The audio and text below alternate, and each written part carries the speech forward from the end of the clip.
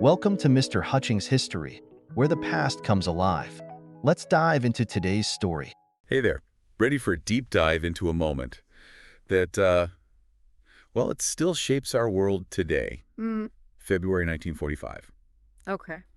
Picture the scene: smoke is still clearing from World War II, but the fate of nations is being decided. Right. Not on battlefields, but in a grand estate in Yalta. It's fascinating because Yalta wasn't just a conference. It was a high-stakes poker game Oh! with the future of the world on the line. Wow. You have Roosevelt, Churchill, and Stalin, Okay. the big three, Right. each holding a hand shaped by victory ideology and, frankly, a whole lot of trauma. And you know me, I love a good historical poker game. Right. So set the table for us. Okay. What were the stakes? Who were the players? And what hands were they holding as they sat down at that fateful table? Well, imagine this. By 1945, the Red Army wasn't just fighting Nazis. They were parked in Poland, Romania, Hungary. Wow. Stalin had leveraged boots on the ground where these crucial decisions were being made. Okay, so Stalin's coming in with a strong hand. Yes. But he wasn't the only one with something to gain, right? Right. Everyone had their agendas. Good. Roosevelt, he's got this vision of a world anchored by the UN, Right. a grand experiment in preventing another global bloodbath. Yeah. But here's the thing. Oh. Was he being naive about Stalin's intentions? That's the million-dollar question, isn't it? Was Look. Roosevelt too trusting or just playing the best hand he could with the cards he had? Exactly. Right. And then you've got Churchill, the bulldog himself. Oh, yeah. He'd seen Stalin's playbook before, Right. sensed that talk of free and unfettered elections in Eastern Europe might be a bit optimistic, to put it mildly. And this is where that famous Iron Curtain metaphor comes in, right? Yeah. Churchill saw the writing on the wall, sensed that Stalin's idea of a post-war world was a bit different from what Roosevelt had in mind. It was. And nowhere was this clash of visions more apparent than in the case of Poland. Right. Imagine being Poland sandwiched between these titans. Oh, yeah. Your fate is being decided and you're not even invited to the table. Talk about being caught in the crossfire. So Poland becomes this central issue at Yalta. What were the different visions for its future?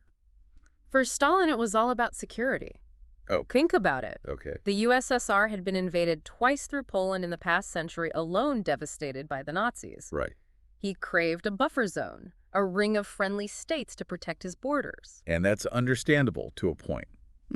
But Stalin's definition of friendly was, shall we say, a bit particular. To put it mildly, Right. for Stalin, a friendly Poland meant a Poland firmly under Soviet control. Okay. A puppet state, in essence. Right. He wanted to retain the territory the Soviets had seized back in '39 under that infamous pact with Hitler, the one that briefly made them uneasy allies. Ah, yes, the Nazi-Soviet pact. Talk about a deal with the devil. Right. But it shows just how high the stakes were, how deeply ingrained this fear of invasion was for Stalin. Absolutely. And it's this fear that in many ways shaped his entire strategy at Yalta. Okay. He wasn't just interested in land. He wanted to ensure the Soviet Union would never again be vulnerable, even if it meant dominating its neighbors. So Stalin's playing for security, even if it means control. Yeah. And on the other side of the table, you have Roosevelt and Churchill pushing for. A very different vision. Okay. Roosevelt especially clung to the hope of a democratic Poland, a nation free to determine its own destiny. Okay. Whether he truly believed Stalin would allow this is debatable, Right. but that was the ideal he championed. Idealism versus pragmatism, freedom versus security. It's a classic dilemma, and it played out on a global scale at Yalta. Right. But the question remains. Yeah. Was Roosevelt being naive? Yeah. Or was he simply making the best of a bad situation, trying to secure peace while he could? That's the heart of the debate surrounding Yalta, and it's one we'll delve into even deeper as we continue our deep dive. It's a question that historians still grapple with today. Was Roosevelt being naive, or was this shrewd negotiation given the hand he was dealt? Because remember, the war in Europe was still raging. Right. The Allies desperately needed Stalin on board to finish off the Nazis and help defeat Japan in the Pacific. So Roosevelt's walking a tightrope here, trying to liberate Eastern Europe, while also keeping Stalin engaged in the fight against a common enemy. Talk about pressure. Yeah. Did he even have leverage at that point to stand firm on Poland's independence? It's tough to say. The Soviets were already in control of much of Eastern Europe. But here's where it gets really interesting. The agreement they reached on Poland wasn't a complete capitulation to Stalin's demands. Okay. Yes, Poland's eastern border was redrawn along the Curzon line, which meant Stalin got to keep the territory he had annexed, but But it wasn't a complete loss for Poland either. not quite. In exchange for the lost territory in the east, Poland was promised land to the west, taken from defeated Germany. And the agreement stated there would be free and unfettered elections to determine the Polish government. Okay. Yeah. Free and unfettered elections. Those are some loaded words, especially in the context of Stalin's idea of democracy. Did anyone really believe he would honor that part of the agreement? Churchill certainly had his doubts. He saw this agreement on Poland, particularly the lack of concrete enforcement mechanisms for those free elections, as a sign of things to come. A taste of the Iron Curtain descending across Europe. And tragically, he was right. Within a few years, a communist regime loyal to Moscow was firmly in control of Poland. Those promised elections, let's just say they weren't exactly a shining example of democratic process. That's putting it mildly. And this pattern sadly repeated itself across Eastern Europe. Right. Rigged elections, Soviet-backed governments, the suppression of dissent. Wow. All part of Stalin's plan to create a buffer zone under his thumb. It's a dark period in history, no doubt about it. But I have to ask, was it all Stalin's doing? Did the West simply hand over Eastern Europe on a silver platter? Or were there other forces at play, other factors that made this outcome feel almost inevitable? That's the million-dollar question, isn't it? And there's no easy answer. Right. Remember, the shadow of World War II loomed large over everything. The Allies, especially Roosevelt, were desperate to avoid another global conflict. They wanted the Soviets in the UN, a system designed to prevent future wars. So on top of everything else, you've got this idealistic hope for a new world order, a world where countries could work together to prevent another catastrophe like the one they had just endured. Exactly. And to secure Soviet participation in that new world order, Roosevelt may have been willing to make concessions to give Stalin the benefit of the doubt, even when evidence suggested otherwise. A tragic miscalculation, perhaps. Okay. Or a necessary gamble in the name of peace. It's easy to judge from our vantage point, but in the heat of that moment, with millions dead and the world still smoldering, who knows what any of us would have done? Precisely. It's a reminder that history is rarely black and white. It's full of complexities, competing priorities, and leaders forced to make impossible decisions with imperfect information. Speaking of impossible decisions and competing priorities, let's shift our focus to another consequence of Yalta, the fate of Germany. We touched on it earlier with Poland receiving territory from its western neighbor. But this was just the tip of the iceberg, right? Germany, once this mighty power, was now on the chopping block, its fate in the hands of the victors.